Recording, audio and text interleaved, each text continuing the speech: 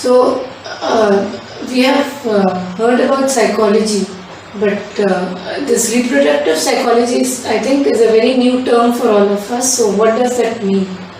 Yeah, Dr. Vani. So, thank you for tuning in and thank you for that lovely pick of the topic. Yeah, reproductive psychology में basically हम लोग reproductive functions के आसपास जो complications होती हैं, जो difficulties होती हैं, we are focusing around that. So, helping a woman and a man come out of the emotional challenges of reproductive difficulties, it's mostly centered around that. So, it's a branch जो health psychology, health and clinical psychology को ops and gynae में fuse करके बनी हुई है. Okay, so what are the usual problems these people face, and who are these people who are involved in this? Right. So basically, it is a branch which is more towards making reproductive struggles easy for women who are at a vulnerable position. तो हो सकता है कि कुछ ऐसे psychosocial characteristics हों, कुछ ऐसे pre-existing mental health conditions हों, या family conditions हों, which predisposes a person towards problems, a lot of emotional distress, mood disorders, yeah, reproductive mood disorders later. So the branch has emerged to help women, for instance, specific conditions. For instance, there's a condition which is known as PCOS, so polycystic ovarian disease.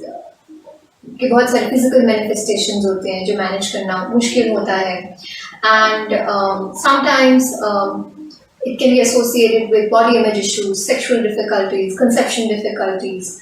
So that's where the reproductive psychologist का role जो हो जाता है वो important हो जाता है. Being a neuroendocrine condition, it fluctuates a lot with stress. So that is one of the conditions. Otherwise, we have subfertility as a very important condition.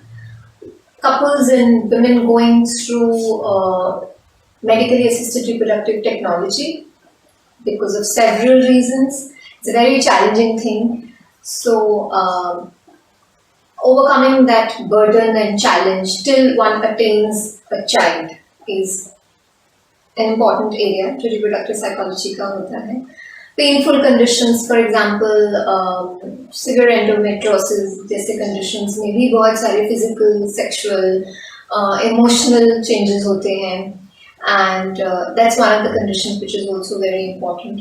इसके अलावा premature ovarian failure is another condition जहाँ पे वक्त से पहले ही at a young age the eggs get depleted and the woman ends up getting a menopause. So it becomes a very challenging condition. That's another area. And इसके अलावा pregnancy struggles, emotional difficulties in pregnancy, post-pregnancy. So we have a lot of postpartum disorders, premenstrual dysphoric disorders. So ये कुछ categories होती हैं जो by and large काफ़ी important हो जाती हैं as a reproductive psychologist to help women cope through it. And then menopausal वाले जो एरिया है, सो पेरीमेनोपॉजल चेंजेस. बेसिकली अगर आप देखें तो एडोलेसेंस से लेके ओल्ड एज तक हर इम्पॉर्टेंट रिप्रोडक्टिव माइलस्टोन पे रिप्रोडक्टिव साइकोलॉजिस्ट का रोल इम्पोर्टेंट हो जाता है. Be it menarche, be it marriage and then other activation of sexual functions, be it pregnancies, be it postpartum, multiple pregnancies, and then even menopause. और in the intervening अगर कुछ ऐसे difficult events हो जाते हैं जहाँ पे mental health disturb हो रही है. So what is the management? Right, इसके management protocols again severity and multiple चीज़ों पे depend करते हैं. Usually non-pharmacological methods, which is non-medicinal methods, are usually used for milder conditions.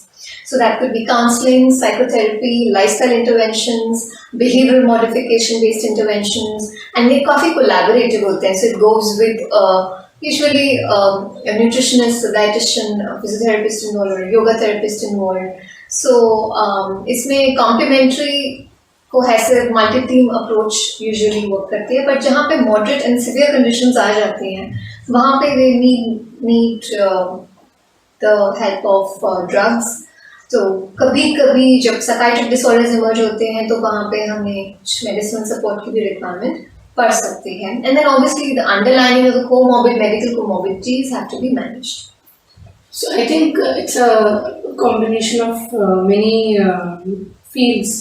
So who all are involved in the management? True. What are specialties?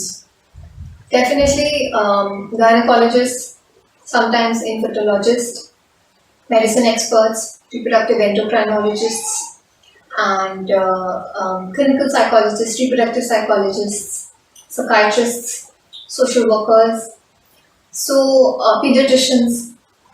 Actually, it's a huge team that actually works together, and mind and body with the normal reproductive functions को balance करना is the aim. So thank you, Dr. Ansha, for your time and for the information and knowledge you shared with all of us. Yeah. Thank you, everyone. If you have any doubts, you can reach out to us, or if you are facing from any such issues, or you know anybody who's suffering from any such problems, you can always reach out for help. Yeah. Thank you. And just as a take home, I feel कि reproductive health is not a privilege, it's a right. And so take your rights. Yeah, take your rights. Unfortunately, in particular parts of the world, women and their families don't acknowledge it. Emotional health during important reproductive milestones is as important for the mother and the child and the family. So those rights needs to be supported. We need to become aware. We need to come closer to normality and help the vulnerable people cope out of the difficulty so that they can live normal lives as women, as parents, as workers, and whatever they wish to be.